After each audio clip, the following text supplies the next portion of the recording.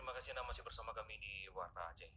Saudara, diduga akibat maraknya eksploitasi air bersih di Gampung Lengkong, Kecamatan Langsa Baru, Kota Langsa secara berlebihan, mengakibatkan puluhan rumah warga setempat rusak.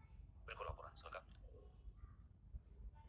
Salah seorang warga Gampung Lengkong kepada TVRI mengatakan eksploitasi air bersih di desanya sudah sangat tidak wajar dan berlebihan sehingga berimbas pada kondisi bangunan rumah warga. Menurutnya kondisi ini sudah berlangsung lama, namun sejak tahun 2016 kondisinya semakin parah di mana hampir seluruh bangunan yang mengalami keretakan.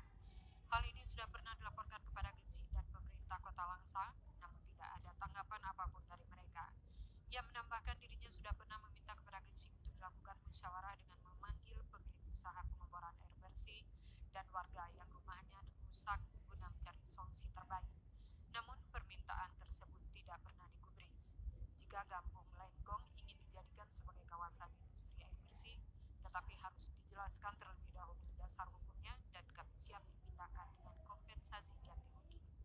Jangan seperti ini, usaha pengeboran air bersih terus berjalan sementara rumah warga yang mengalami kerusakan dibiarkan begitu saja. Saya pernah buat petisi, Pak, ada 150 KK, Pak. Nah, dalam arti catatan tekenan semua.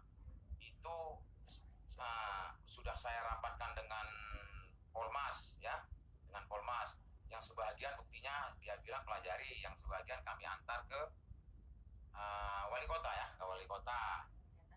Ternyata 2 kali saya kirim sampai sekarang nggak ada. Inilah Pak buktinya.